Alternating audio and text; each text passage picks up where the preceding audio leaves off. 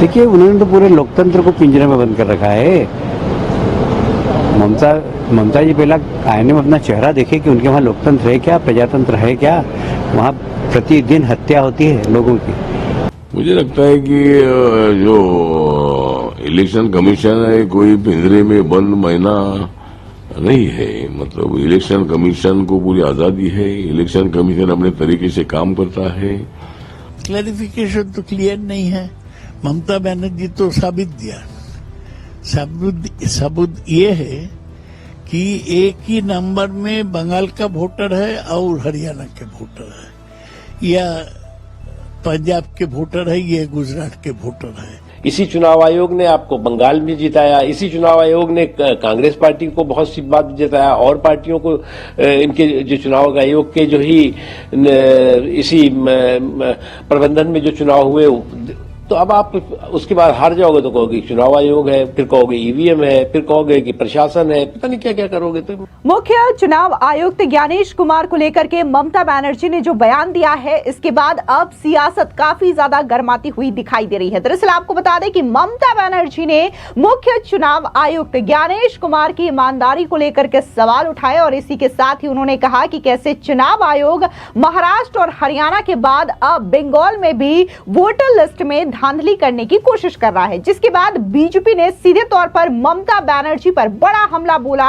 और यह कहा कि ममता बनर्जी को पहले अपने गिरबान में झांकना चाहिए। जो ममता बनर्जी आज की डेट में चुनाव आयोग पर सवाल खड़े कर रही हैं और यह कह रही हैं कि चुनाव आयोग पिंजड़े में बंद तोता है, तो कम से कम एक बार पश्चिम बंगाल में जो लोकतंत्र की स्थिति है उस पर भी नजर डाल लेनी चाहिए। दरअसल आपको बता दें कि पश्चिम बंगाल की मुख्यमंत्री ममता बनर्जी ने 27 फरवरी को एक मीटिंग के दौरान बीजेपी पर जमकर निशाना साधा था। इतना ही नहीं, उन्होंने चुनाव आयोग पर भी कई सारे गंभीर आरोप लगाए। ममता बनर्जी ने कहा था कि बीजेपी चुनाव आयोग की मदद से अन्य राज्यों से फर्जी वोटर्स को बंगाल की वोटर लिस्ट में शामिल कर रही है। इसे लेकर के उन्होंने चुनाव आयोग के दफ्तर के बाहर अनिश्चितकालीन धरने पर बैठने की चेतावनी भी दी थी। आपको बता दें कि टीएमसी नेता के इस बयान के बाद से ही कोलकाता से लेकर के दिल्ली का सियासी पारा काफी ज्यादा हाई हो चुका है।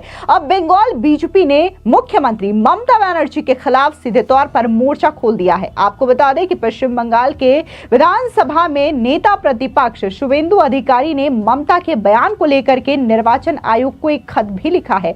बीजेपी नेता शुवेंदु अधिकारी ने इस बारे में शुक्रवार को कहा कि मुख्यमंत्री ममता बनर्जी ने मुख्य निर्वाचन आयुक्त ज्ञानेश कुमार की ईमानदारी पर सवाल उठाया है। इसे लेकर के निर्वाचन आयोग को लेटर भी लिखा है। बीजेपी नेता शुवेंदु अधिकारी ने कहा कि किसी अफसर की ईमानदारी पर सवाल नहीं उठाया जा सकता। अगर उसने अपनी नौकरी के तहत किसी स्पेशल डिपार्टमेंट या फिर मंत्रालय में काम किया हो। बीजेपी नेता शुवेंदु अधिकारी ने कहा कि उन्होंने यानी कि ममता बनर्जी ने राज्य में सभी संवैधानिक निकायों को निष्क्रिय कर दिया है और अब मुख्य निर्वाचन आयुक्त की नियुक्ति पर ही सवाल खड़े कर रही हैं, जो पारदर्शी तरीके से की गई है।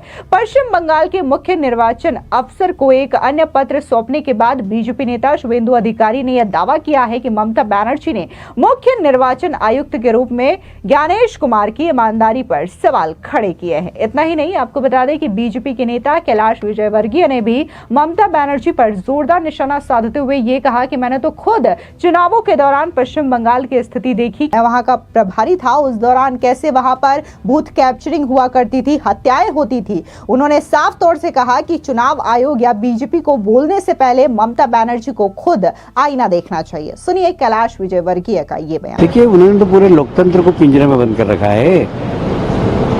ममता जी पहला आईने में अपना चेहरा देखे कि उनके वहाँ लोकतंत्र है क्या, प्रजातंत्र है क्या। वहाँ प्रतिदिन हत्या होती है लोगों की, कार्यकर्ताओं की, राजनीतिक कार्यकर्ताओं की, और पुलिस रिपोर्ट भी नहीं लिखती है। और इसलिए ममता जी को तो इस प्रकार के बयान देने का हक ही नहीं है।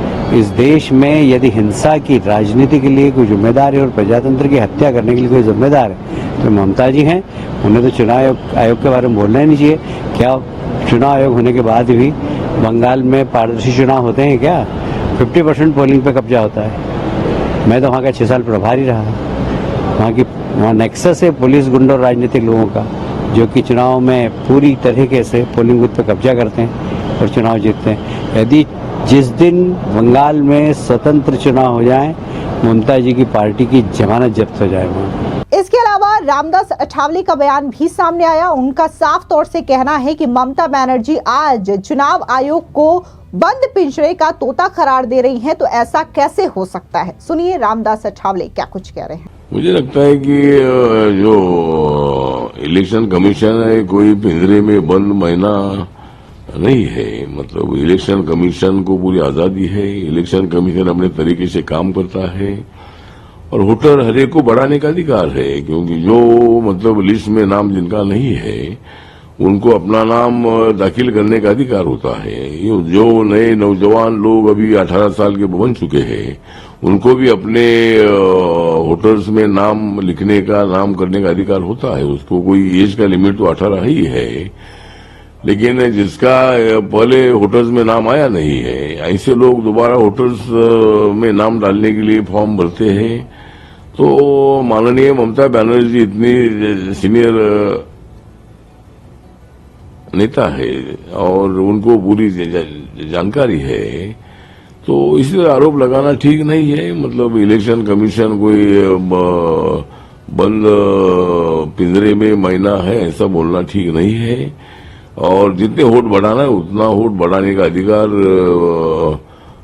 ममता बनर्जी को भी है। लेकिन अभी ममता बनर्जी को डर लग रहा होगा कि इस वक्त शायद विधानसभा के चुनाव में उनकी छुट्टी होने वाली है और उनको ये लग रहा है कि भाई बीजेपी फर्जी वोट ये कर रही है। जिस तरह हमारे महाराष्ट्र में इतनी सीटें हमारी चुनकर आई, तो हर पार्टी को, हर व्यक्ति को अधिकार है कि वोटर बढ़ाने के, आप भी वोटर बढ़ाइए। लेकिन फर्जी वोटर अगर है तो उसकी जांच इलेक्शन कमीशन जरूर करेगा और फर्जी वोटर्स को हमारा पूरा विरोध है। जो भी कोई फर्जी वोटर्स की भूमिका निभाएंगे उनके ऊपर कठोर कार्रवाई होनी चाहिए। लेकिन वोट बढ़ाने का हर एक को अधिकार है और हर इलेक्शन में वोट बढ़ते हैं। उसी तरह ममता दीदी ने भी अपने वोट बढ़ाना चाहिए और दोबारा सत्ता में आने का प्रयत्न करना चाहिए। लेकिन इस वक्त हम ममता जी को सत्ता से हटाने की हमारी बीजेपी की और एनडीए की ताकत है और इस वक्त ममता जी को सत्ता से जरूर हम हटाएंगे। वहीं टीएमसी नेता सौगत राय का बयान भी सामने आया है। उन्होंने साफ तौर से ये कहा है कि ममता बनर्जी अगर इस तरीके की बातें कर रही हैं तो जरूर इसके बारे में जांच करनी चाहिए, क्योंकि हरियाणा और महाराष्ट्र में भी ठीक यही पैटर्न देखने को मिला है। बीजेपी ऐसा कर सकती है। सुनिए सौगत राय का ये बयान। क्लैरिफिकेशन तो क्लियर नहीं है। ममता बनर्जी तो साबित दिया, सबूत ये है कि एक ही नंबर में बंगाल का वोटर है और हरियाणा के वोटर है, या पंजाब के वोटर है, ये गुजरात के वोटर है। इलेक्शन कमीशन एक चिट्ठी देने से तो ये क्लियर नहीं होगा। ममता बनर्जी तो जायज मांग उठाए थे और उसको और पूरा जांच होना चाहिए। अमित मालवीय ने भी इस मुद्दे पर ट्वीट किया है कि ममता बनर्जी मिसलीड कर रही है। अमित मालवीय तो झूठ बोलने का माहिर है, झूठ बोलने का नेता है। वो सब कुछ में बोलते हैं, लेकिन उसका कोई, ममता बनर्जी जो बताई है वो तो साबित के साथ, एविडेंस के साथ बताई है। उसको जवाब दे, एक एक करके वोटर के नाम पर जवाब दिया जाए। दादा, आपकी पार्टी टीएमसी देख रहे हैं कि अभी रास्तों पे निकल के स्क्रूटनी कर रही है, लगता है कि कोई फायदा होगा इससे आप लोगों को? जरूर। ऐसा महाराष्ट्र में कोई देखा नहीं है, वोट हो गया। हरियाणा में उसके पहले कोई देखा नहीं, वोट हो गया। हम पहले से देख लेंगे। और ममता बनर्जी ने दिखा दिया है, एक वोटर, सेम वोटर मुर्शिदाबाद के रानीनगर में है और हरियाणा में है। एक भी कैसे हो सकता, इसका जवाब होना चाहिए। इसके अलावा बीजेपी नेता मुख्तार अब्बास नकवी का बयान भी सामने आया। उन्होंने साफ तौर से ममता बनर्जी के द्वारा दिए गए इस बयान पर करारा हमला बोलते हुए क्या कुछ कहा, सुनिए। देखिए, देश में आप संविधान को हाथ में लेकर के और लोकतंत्र के बचाने की बात करेंगे और दूसरी तरफ संविधान पर जो है वो आप सामंती जो है वो प्रहार करेंगे, हमले करेंगे। संवैधानिक संस्थाओं के विश्वास और संवैधानिक संस्थाओं की जो विश्वसनीयता है उस पर भय और भ्रम का भौकाल खड़ा करने की कोशिश करेंगे। जब चुनाव होगा, जनता जनादेश नहीं देगी, तो आप जो है वो संवैधानिक संस्थाओं की कुटाई और पिटाई में लग जाएंगे, उसके बारे में भय और भ्रम का भौकाल खड़ा करने की कोशिश करने लगेंगे। तो इसी का नजारा है। अरे भाई, आप जनादेश जनता दे तो आप उसका सम्मान करिए।